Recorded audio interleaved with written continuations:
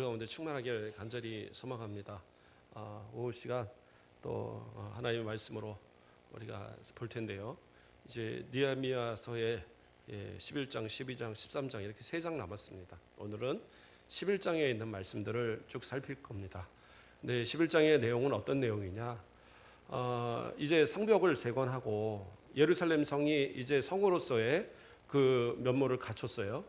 그랬는데 이 안에 사는 사람들의 인구가 많지 않았습니다. 왜냐하면 성이 그동안에 많이 망가져 있는, 회파되어 있는 상태고 성벽 자체가 없었잖아요. 성전은 재건이 되었지만 성벽이 없었기 때문에 어떤 보호할 수 있는 기능이라든가 이런 게 전혀 없었어요. 그리고 황폐해진 그 건물이나 이런 것들을 거의 90년이 넘는 100년이 다 됐는 그런 시간이 흘렀음에도 불구하고 귀환한 그 뒤로 예루살렘을 보수하지 않았어요. 그러므로 인해서 많은 사람이 살지 않았던 그런 상황이 되었어요. 그래서 성벽을 재건은 했지만 사람이 많이 살지 않으면 어떻게 됩니까? 주변의 국가들이 침범해 올 때에 이 성벽을 지킬 수 있는 방법이 없습니다. 먼 곳에 이렇게 흩어져 살던 백성들이 모여서 달려와서 뭔가 전열을 갖춰서 전쟁을 한다? 이건 쉽지 않거든요. 그렇기 때문에 주변에 뭐 사마리아라든가 또 아라비아라든가 여러 주변 국가들의 어떤 위협들에서 좀 이 방어의 그런 필요성을 느꼈던 겁니다. 그래서 11장은 이 그 인구의 어떤 재배치라고 표현을 할까요? 인구의 10분의 1을 예루살렘으로 돌리고 그리고 나머지들이 자기 성읍들에서 살 수 있도록 그렇게 하는 이제 재배치의 작업을 하는 것이 11장의 내용이 되는 겁니다. 11장 1절 말씀을 보면 백성의 지도자들은 예루살렘에 거주하였고 이렇게 시작을 합니다. 그렇죠? 백성의 지도자들이 거주하였다. 그리고 그 남은 백성은 제비를 뽑아 10분의 1은 거룩한 석 예루살렘에 거주하게 하였다. 이렇게 나오거든요. 백성들의 10분의 1이 거주된다. 한 몇 명이나 될까요? 1차 포로 기환 때 5만 명이 넘는 사람들이 오긴 했지만 그 수가 그렇게 많은 수는 아닙니다. 2차 포로 때에 1000여 명의 사람들이 왔어요. 3차도 마찬가지로 그보다 좀 적은 사람들일 것으로 보고요. 그렇게 따지면 다 합쳐도 6만 명이 안 돼요. 물론 90년이라는 시간이 지났으니까 94년째죠. 이렇게 지났으니까 많은 사람들이 낳고 또 이렇게 번창하고 했을 거라고 생각을 하는데 사실은 많은 학자들이 생각할 때에 그 당시에 이 귀환이 처음 했을 때의 인원이나 이 성벽을 재건했을 때의 그때의 이 인원이나 별 차이가 없었을 걸로 봅니다. 원인은 두 가지인데 하나는 이 척박한 땅에서 땅을 일구고 하다 보니까 유아 생존율이 많지 않았겠죠. 그러다 보니까 그 인구가 늘어나는데 한계가 있었을 것이고 두 번째로는 이 막상 약속의 땅 이 가나안에 돌아와 보니까 무슨 이 귀환만 하면 다 그 복이 되고 뭔가 큰 이 형통하고 이러한 모습들을 기대했는데 사실은 이 성벽이 재건될 때까지도 나라의 기틀을 제대로 세우지 못했거든요. 주변 국가들의 위협 속에 그 간섭 속에 살아갔고 그리고 장사나 뭐 이런 것들을 했어도 그러한 그 수익이나 이런 것들을 또 이제 총독에게 그런 어떤 세금으로 바쳐서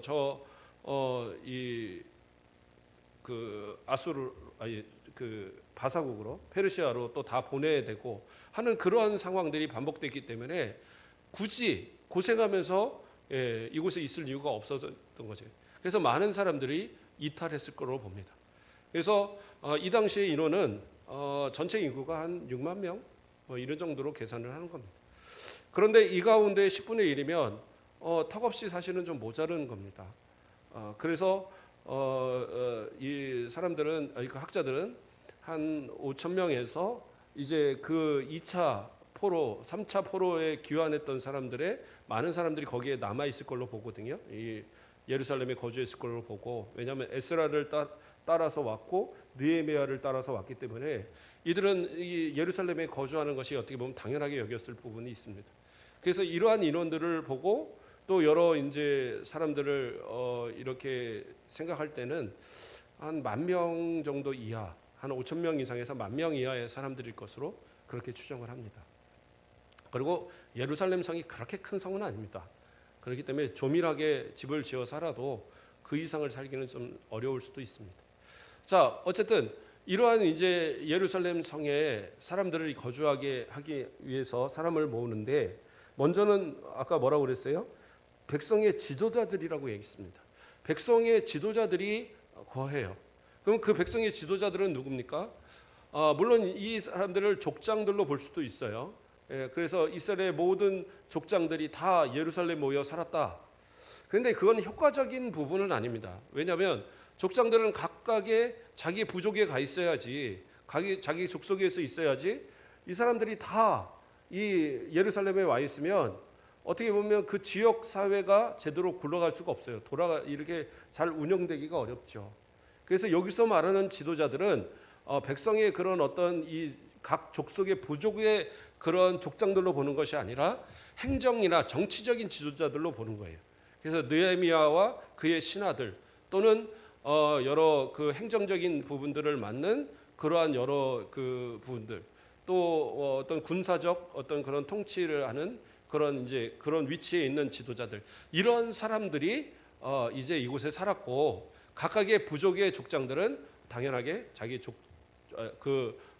이 족속들과 함께 살게 되었겠죠. 자, 그렇게 지도자들이 거주했고요. 그 다음에 이제 그 제비를 뽑아서 10분의 1의 사람들을 이곳에 거주하게 됩니다. 그런데 이 성을, 예루살렘 성을 뭐라고 그래요? 거룩한 성 예루살렘에 거주하게 하고, 이렇게 나옵니다. 예루살렘을 거룩한 성이라고 지금 부르고 있어요.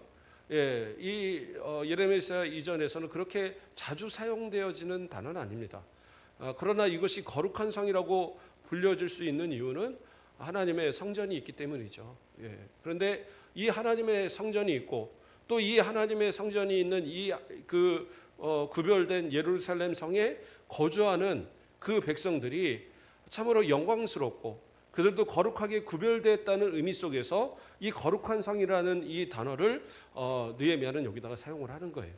그러면서 백성들이 이곳에서 살게 되는 게 진짜 영광스러운 일 것이다, 진짜 하나님 앞에 축복받는 길이다라고 그렇게 깨닫도록 그런 어떤 모습을 이렇게 독려했던 그런 모습이 됐던 겁니다. 그리고 이어서 또 뭐가 나옵니까? 그 10분의 9는 다른 성읍에 거주하였고, 2절에서는 예루살렘에 거주하기를 자원하는 모든 자를 위하여 백성들이 복을 빌었느니라. 자, 백성들이 복을 빌었다는 건 이해가 가죠. 그 거룩한 성에 그 거룩한 사명을 띠고 정말 이 예루살렘에서 살게 되다니 정말 복되어라, 축복할 수 있어요. 그런데 여기서 보면 거주하기를 자원하는 모든 자라고 표현을 합니다. 이게 무슨 말일까요? 자, 앞에서 10분의 1을 제비를 뽑아서 각각의 사람들 가운데 제비를 뽑아서 이 예루살렘에 살게 했습니다. 그렇다고 해서 그것이 뭐 개인적으로 제비를 뽑아갖고 가족과 떨어져서 살아, 이렇게 한 것은 아닐 것이고요. 그런 어떤 작은 족속들, 부족들 가운데 서로 이제 그 제비를 뽑아서 그 가족, 그 족속이 한꺼번에 이제 이주하는 그러한 정책이었을 겁니다. 그런데 여기서 이 사람들이 10분의 1이 이미 확정이 됐거든요. 그리고 1절의 말씀에 이 얘기는 분명하게 10분의 1과 10분의 9가 구분되게 설명하고 있는 거예요. 그런데 여기서 예루살렘에 거주하기를 자원하는 모든 자라고 표현을 하면, 그러면 10분의 1 외에도 자원하는 사람들이 다 그곳에서 살 수 있었나 보다. 근데 그건 아닙니다.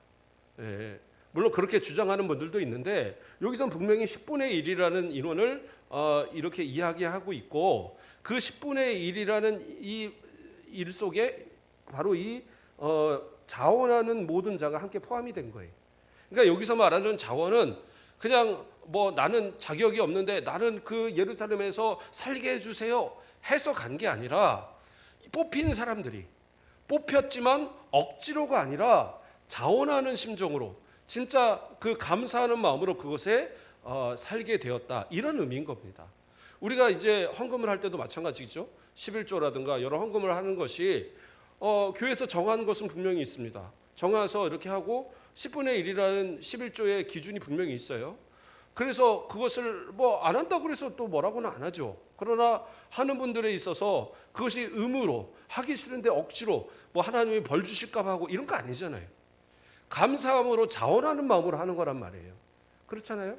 내가 자원함으로 하나님 앞에 11조를 드리고 자원함으로 감사를 드리고 건축을 드리고 뭐 또 선교헌금을 드리고 이러한 것은 자원하는 마음으로 기쁨으로 드리는 것이 억지로나 이렇게 하는 게 아닌 거죠. 그러니까 여기서 말하는 예루살렘에 거주하면서 이 헌신하는 이 자체도 10분의 1의 제비를 뽑아서 뽑혔지만 그러나 그것이 아이고 내가 이 제비를 잘못 뽑아서 이거 큰일 났네. 이 가족들이 이거 낭패이구만. 이러한 마음이 아니라 모두가 기쁜 마음으로 감사함으로 그것에 동참을 했고 그리고 나머지 사람들도 그들을 축복하면서 복을 빈 그러한 내용이다라는 거예요. 자, 그러면 예루살렘의 상태는 어떠했을까요? 우리가 볼 때 예루살렘은 그럼 거룩한 성이라고 그랬으니까 그 안은 참 복되고 정말 영광스럽고 삶이 평안하고 이렇게 생각하면 그건 큰 오산입니다. 왜냐하면 예루살렘은 현재 아직 회복이 된 성이 아니에요. 성벽은 회복이 됐지만 그 안에 내부적으로는 아직 집들이나 뭐 이런 것들이 다 황폐해진 그 상황에 그대로 있는 상황이어서 이것이 아직 회복되지 않은 그러한 모습으로 있었던 겁니다. 그래서 그 모습 속에 그 살고 있는 그 지역에 집들이 아직 다 지어지지 않은 상태예요. 느헤미야 7장에 보면 아직 이 성원 상황이 넓은데 그 안에 집이 별로 없다라고 얘기하고 있어요. 그러한 이 말씀이 있는 것처럼 이 예루살렘은 성벽은 재건했지만 그 안에 사람들이 가서 살으려면 자기가 살 집을 다시 다 만들어야 되는 거예요.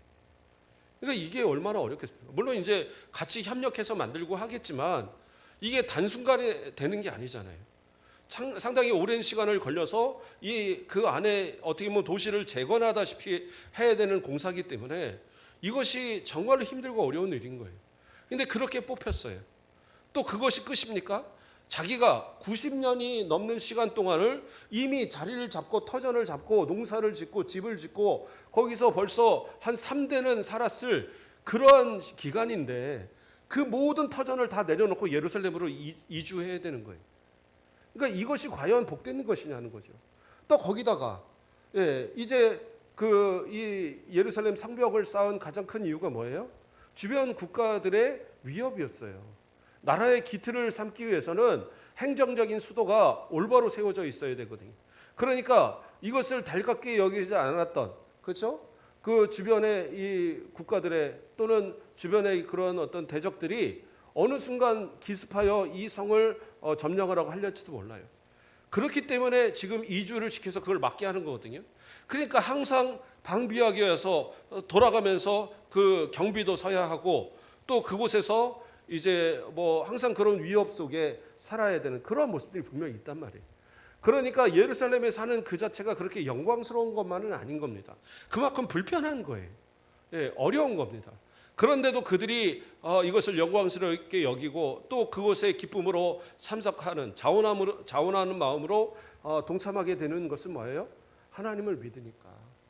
하나님께서 함께 하신다는 사실을 분명하게 믿으니까 그런 모습이 있는 거죠.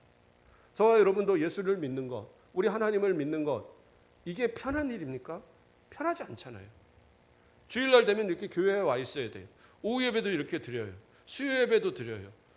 또 평일에 또 새벽 예배도 드려요. 뭔 행사가 있다면 또 교회에 와야 되고 우리 교사들 또 열심히 또 아이들 가르치기 위해서 아침부터 와 있어야 하고 평일에도 또 아이들 만나고 또 생각하고 이러한 모든 것들이 얼마나 힘들고 어려운 일입니까? 쉽지 않아요. 그래서 신앙생활하는 게 사실은 그렇게 쉬운 게 아니에요. 제가 중고등학교 시절 보낼 때도 저희 친구들이 저한테 하는 얘기가 뭐냐면 야 주일날 딱 하루만 빠지면 안 되냐? 이거였어요. 한 번이나 같이 놀러 가면 좋은데 한 번을 못 놀러 가니까 뭐 제가 타이 자이 뭐 다 그런 거죠. 제가 한 번 빠지려고 마음 먹으면 난관이 많이 있죠. 저희 아버지를 설득을 해야 하고 어머니를 설득을 해야 하고 하는 이 상황들. 근데 들어주기는 하겠습니까? 바로 그냥 몽둥이가 날라올 그럴 사건인데 교회를 빼먹다니. 그런데 그것이 세상 친구들한테는 이해가 안 가는 거예요. 뭐가 그렇게 그게 대단하다고 주일날 그 빠지면 안 되고 교회만 가서 살아야 되냐? 우리 친구보다 귀하냐? 그러면 그냥 저는 그래요. 너보다 귀해, 너보다 중요해. 이제 막 농담 반 진담 반 던지는데, 그러나 어쨌든 그러한 것이 쉽지 않죠. 세상 사람들이 이렇게 저금하는 거요. 어떤 제가 금융 프로그램에서 옛날에 설명을 하는데 어떠한 정도 저금하고 사는 것이 가장 그 삶의 질에 합당한 거냐? 그랬더니 10분의 1이라고 그러더라고요. 10분의 1을 저금씩을 꼬박꼬박 해가고 나머지를 가지고 사용하는 것이 가장 적당한 그런 이 삶이다. 그런데 우리 성도들은 어떻게 해요? 11조를 하나님 앞에 드리고, 그리고 또 그 10분의 1을 만약에 저금하고, 그러면 다른 사람보다 10분의 1을 적게 가지고 삶을 사는 거잖아요. 그렇다고 해서 삶이 힘들고 어렵고 괴로워서 뭐 도저히 못 살고 그런 거 아니잖아요. 하나님의 은혜니까. 하나님의 은혜로 하나님이 다 지켜주시잖아요. 세상 사람들이요, 술, 담배 하는 것만 갖고도 사실 더 많이 씁니다. 근데 우리는 그런 것도 안 하잖아요. 세상 사람들이 도대체 교회 다니는 사람 무슨 재미로 사냐고 그런 얘기도 해요. 저한테도 그런 얘기 물어본 사람들이 있어요. 도대체 뭐하고 사시냐고. 그러면 뭐 우리들은 예배하고 기도하는 거 재밌잖아요. 감사하고 오늘 찬양하는데 정말 막 힘차게, 우리 권사님들 야 이렇게까지 열심히, 근데 설교만 시작되면 바로 졸아요. 어쨌든 하나님 앞에 그러한 열심을 갖고 사는 것이 쉽지는 않다는 거예요. 불편한 것도 많지만 그러나 주신 은혜가 더 크니까 그거 생각하면 충분히 이렇게 사는 것이 어떻게 보면 더 즐거운 거 아니겠어요? 또 자식을 위해서 아무리 많은 것 쏟아부어도 내 힘 갖고 안 되지만 하나님께 기도하고 맡기면 하나님이 책임져 주시잖아요. 예전에 어떤 집사님이, 나이 드신 집사님이 그러더라고요. 아들들을 다 귀하게 만들고 다 장로 만들고 아주 뭐 고위 공직자들 만들고 다 그랬어요. 그래서 참 젊어서부터 신앙생활을 잘하시고 교회 잘 열심히 다니셔서 이렇게 복 받았나 봐요. 그랬더니 하는 말이, 나는 교회 다닌 지 얼마 안 됩니다 그러더라고요. 그래서 왜 그러냐 하니까, 나는 종갓집 며느리라서 나는 교회 다닐 수가 없었습니다. 근데 그러면 자식들은 어떻게 교회 다녔어요? 교회 다녀야지 똑바로 클 것 같아서 6.25 동란 때에 다 어긋나는데 그나마 교회 가야지 아이들이 똑바로 클 것 같더라는 거예요. 그래서 교회 보냈는데 이 아이들이 진짜 복 받아서 교장도 되고 뭐 고위 공직자도 되고 그러면서 다 복 받고 다 교회에서 장로 되고, 그런데 엄마가 교회 안 갈 수가 없더라는 거예요. 그래서 이제 늦지막하게 교회 나와서 집사 됐습니다 그러더라고요. 하나님께서 맡기고 하나님께서 책임지시면 내 자식들도 하나님 책임지시는 거예요. 근데 내가 책임지려고 하니까 어떻게 돼요? 그 아이들의 앞길이 장담할 수가 없는 거예요. 무엇보다도 신앙 가르치셔야 되고 믿음 가르쳐서 그들이 예수로만, 하나님으로만 살아가는 사람 만들어야지 복 받는 거예요. 이야기가 좀 옆으로 새긴 했는데 다시 말씀으로 돌아가면 이 이스라엘 백성들은 이 바로 성전에 예루살렘 성에 사는 이 10분의 1 이 사람들을 위해서 기도하고 축복했고, 그들은 감사로 기쁨으로 그곳에서 살았고요. 그리고 그 행정의 지도자들, 이런 사람들이 그곳에 이제 함께 거주하게 되었습니다. 그래서 오늘 11장에서 이제 이후로 3절부터 나오는 말씀들은 이제 이 예루살렘과 또 주변에 사는 이런 사람들에 대한 이야기를 하고 있습니다. 자, 3절에서 보면 이스라엘과 제사장들과 레위 사람들과 르디님 사람들과 솔로몬의 신하들의 자손은 유다 여러 성읍에서 각각 자기 성읍 자기 기업에 거주하였느니라. 예루살렘에 거주한 그 지방의 지도자들은 이러하니, 이렇게 시작을 해요. 자, 여기서 이스라엘에 흩어져 있는 사람, 그러니까 예루살렘에 사는 사람이 아닌 흩어져 있는 사람들이 어떤 사람들이냐? 이스라엘이라는 것은 지금 귀환한 모든 사람을 얘기하는 겁니다. 모든 평민들을 다 이야기하는 것이고요. 제사장들, 그러니까 제사장들입니다.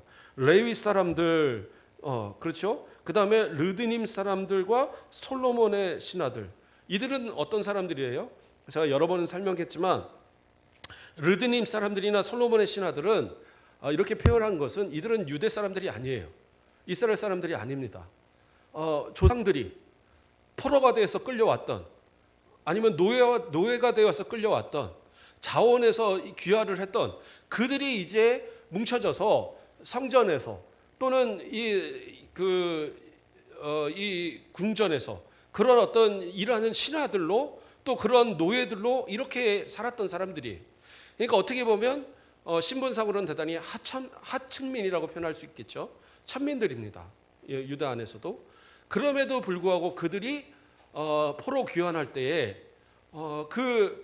바사국의 여러 지역에 살지 않고 그들이 자신들의 모든 걸 내려놓고 그 여호와 하나님을 믿는 그 신앙을 따라서 이 이스라엘 땅으로, 어떻게 보면 돌아와도 그렇게 대우받지 못할 이 땅으로 그들이 돌아온 겁니다.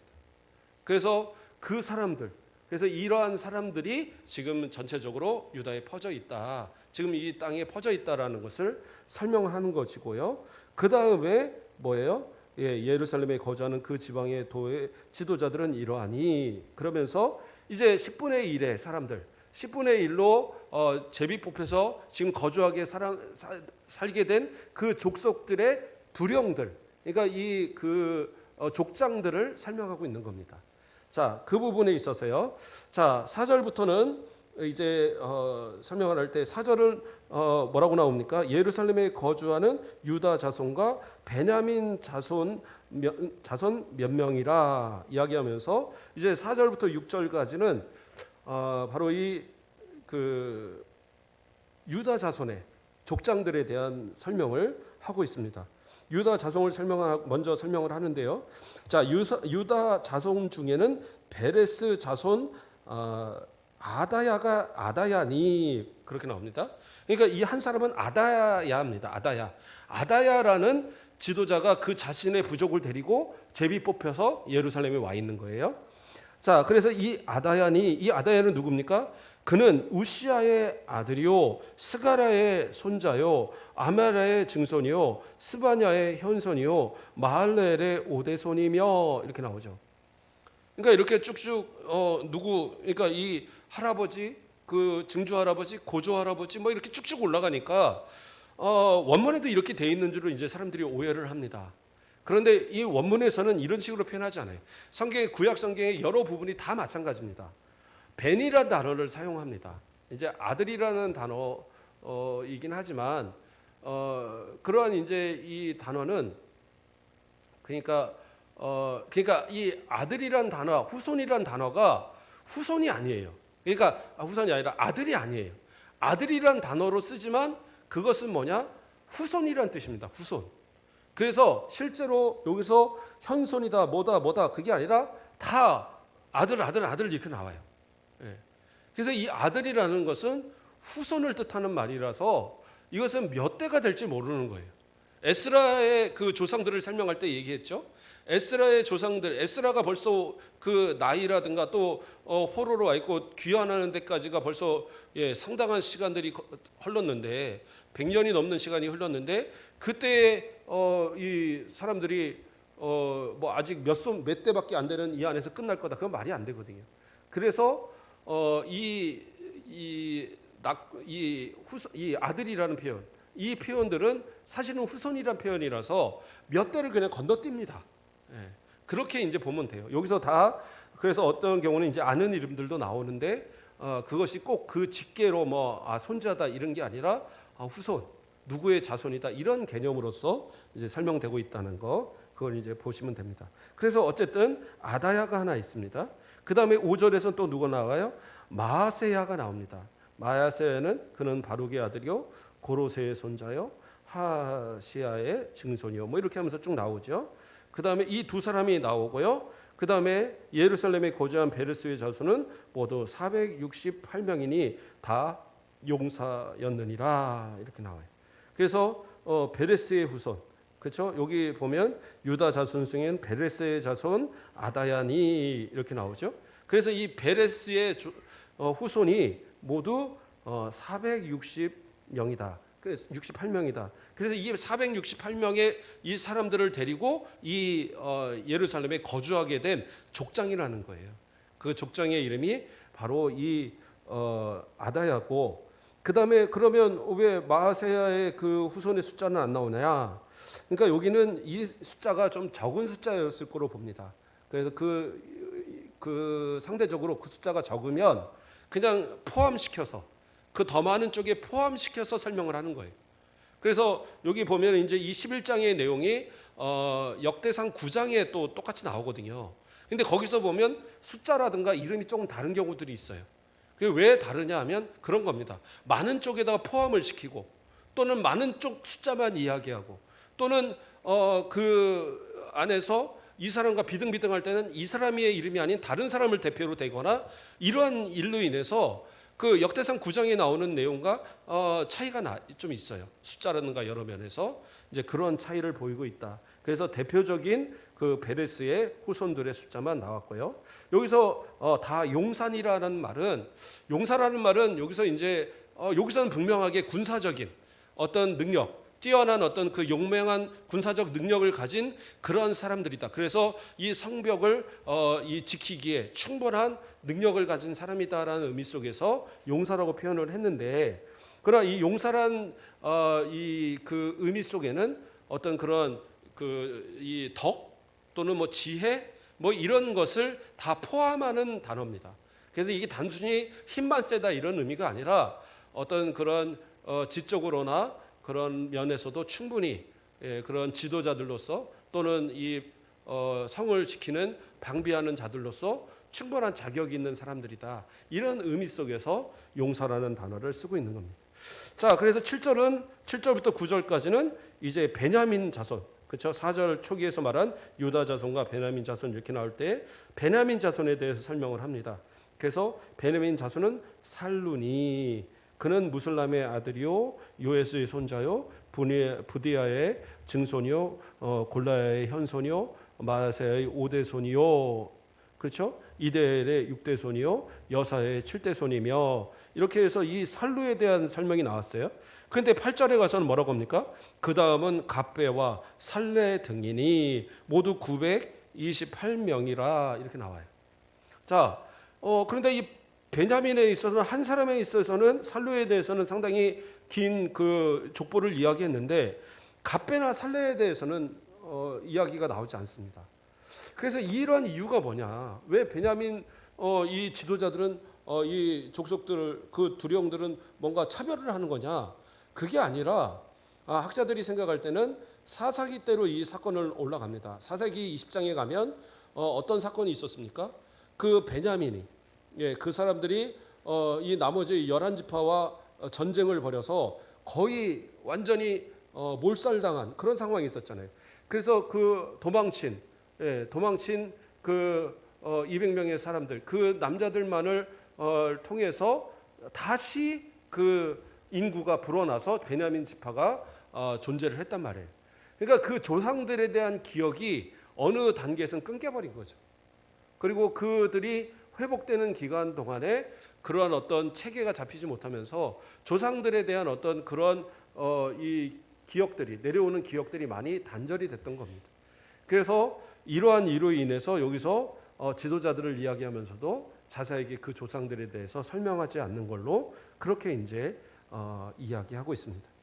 자, 그 다음에 9절에서는 또 이야기하죠. 시그리의 아들 요엘이 그들의 감독이 되었고 한누아의 아들 유다는 버금이 되어 성읍을 다스렸느니라 하면서 이제 그들의 감독 또 그들의 버금이라는 것은 그 다음이라는 얘기입니다. 다음이라는 얘기로서 이제 그런 행정적인 또 그런 감독의 역할을 그들이 하였다. 이제 이렇게 설명을 하고 있습니다. 자, 10절에서부터 이제 13절까지는 제사장들에 대한 이야기입니다. 제사장들, 그 제사장들의 족속들도 거기 이제 거주를 했죠.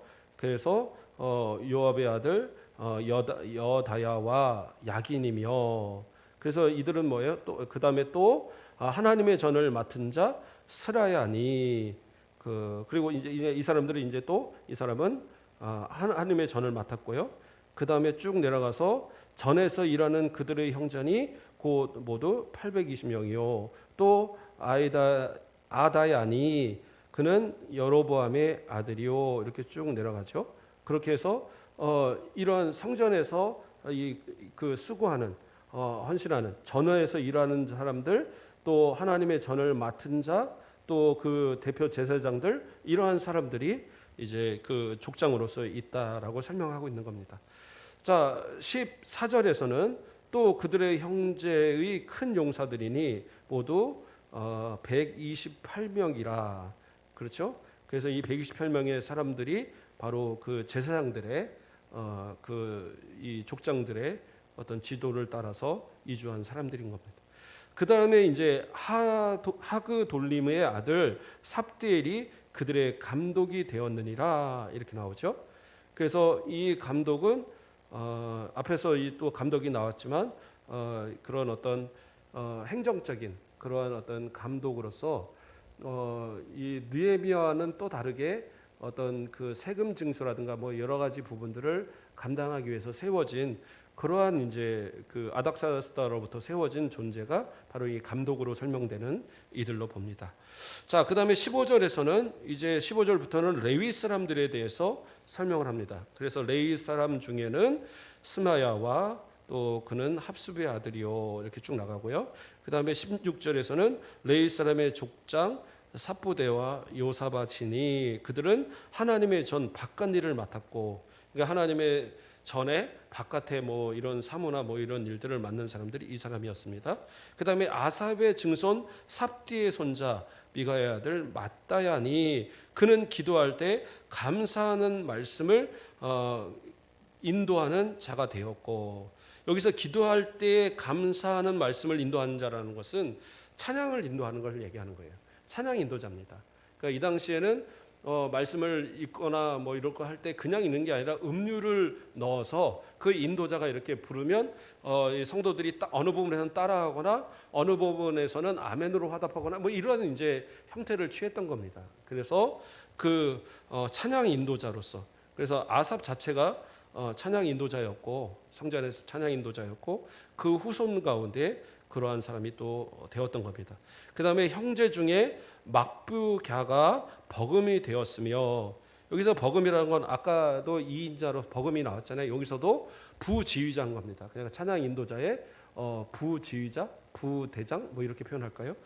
그러한 이제 역할을 하는 사람이 바로 이 사람인 것이고요.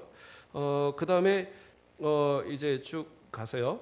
18절에서는 거룩한 성의 레위 사람은 모두 284명이었느니라. 그러면서 이 족장들을 따라서 또 그러한 사물을, 이러한 모든 일들을 감당하는 사람들이 284명이었다. 이렇게 말씀을 합니다. 그 다음엔 또 뭐예요? 성문지기는 악국과 달몬과 그의 형제니 모두 172명이며 이렇게 나오죠. 그러면 이 성문지기는 누굽니까? 예, 이 사람들은 레위 사람들입니다. 예, 보통은 고라 자손들, 그렇죠? 그래서 성전의 문지기자들을 하는 그들. 그러나 이제 이들도 그 가문이 이제 그것을 이어받기 때문에 이 사람들을 레위인들과 구별해서 성문지기라고 표현을 한 거예요. 그러나 이들도 레위인들입니다. 그리고 그 나머지 이스라엘 백성과 제사장과 레위 사람들은 유다 모든 성읍에 흩어져 각각 자기 기업에 살았고 이렇게 나오죠.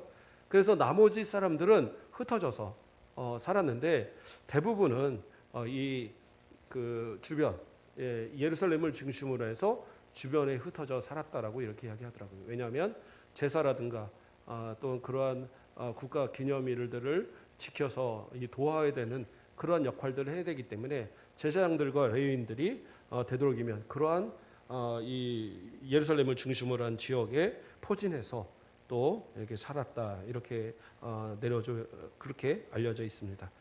그 다음에 22절에서 노래하는 자들인 아삽의 자손 중, 그러니까 이 노래하는 자들도 마찬가지로 레위인들입니다. 그러나 이들이 이 아삽의 자손과 같이 계속 찬양을 맡는 자들이기 때문에 이렇게 구분하여서 설명을 한 겁니다.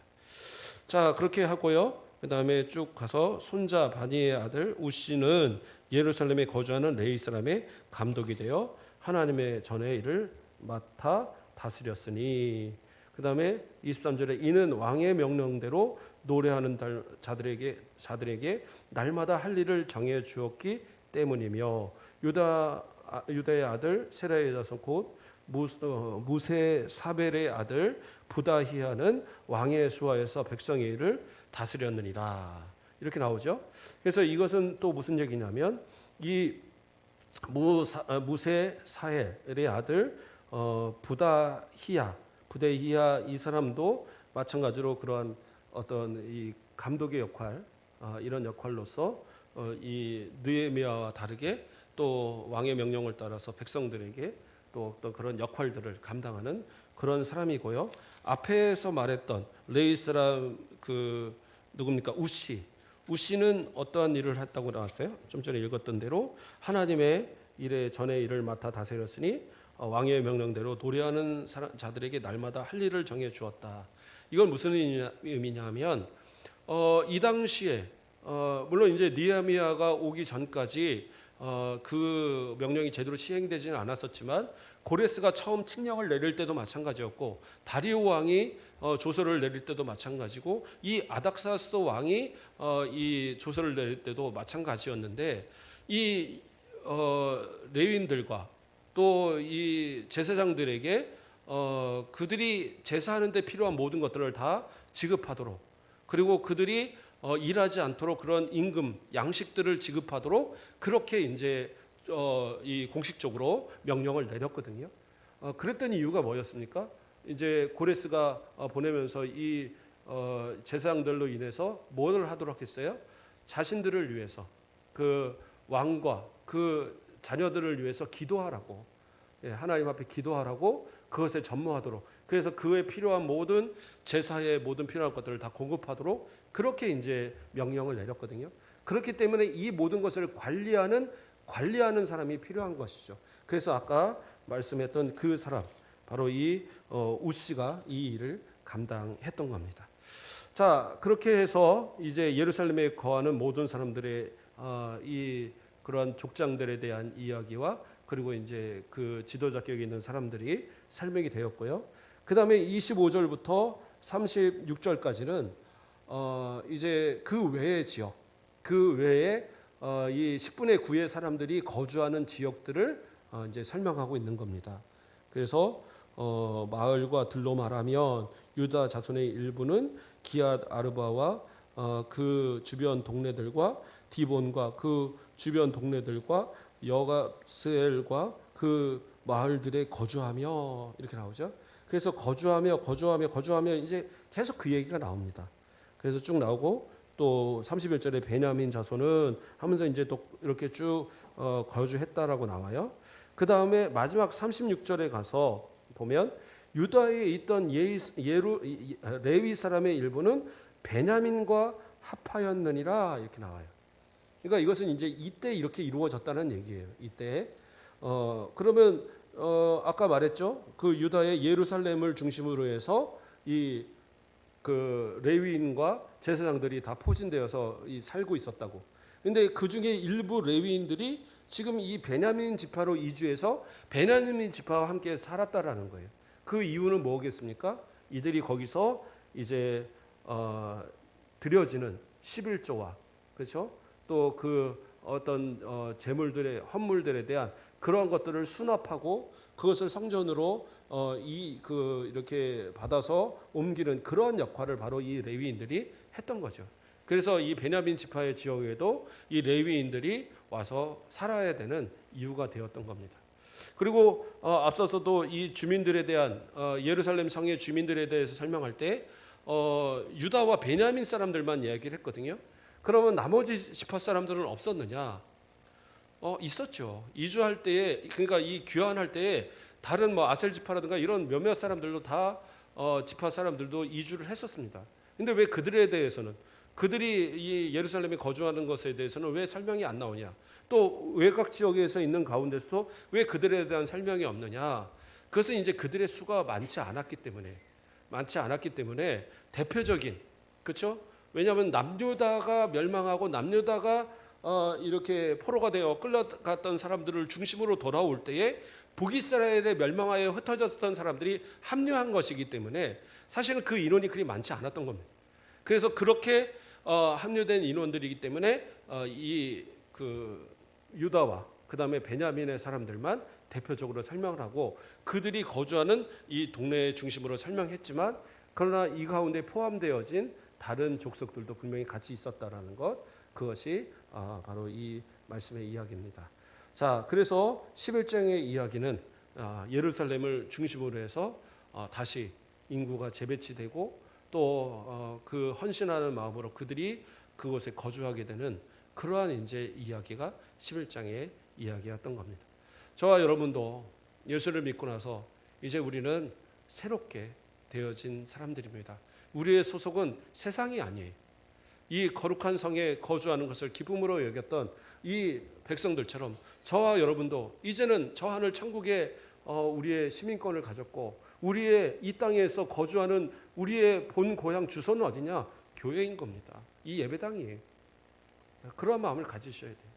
세상에 거하지만 내가 살고 먹고 살아가는 집과 직장과 그러한 삶의 터전이 내 본향이라고 여기지 마시고 항상 하나님 앞에 예배하는 이곳, 그리고 이곳에 모인 우리 성도들을 중심으로 생각하고 이곳이 본향이라고 여겨지는 그런 마음이 있어야 돼요. 그래서 항상 이곳에서 예배하는 것을 먼저로 여겨지고 기도하는 것을 먼저로 여겨지고 하나님 앞에 예물을 드림에 아까워하는 마음 갖지 마시고 자원하여서 내게 주시는 능력대로 또 그 자원하는 마음대로 하나님 앞에 감사히 드리고 그러한 삶을 통하여서 하나님 주시는 복 가운데 세상을 살아가면 그동안 이 이스라엘 백성들이 90년을 넘도록 이제 귀환하여서도 복을 누리지 못했지만 이들이 깨달은 것은 뭐였어요? 하나님 중심으로 살지 않았기 때문에 하나님께 행해야 될 그러한 의무, 성전을 제대로 관리하지 않고 또 성벽을 재건하지 못하고 그 하나님께 의무를 다하지 않았을 때 그들이 복을 받지 못했다는 사실을 뼈저리게 깨달았던 거예요.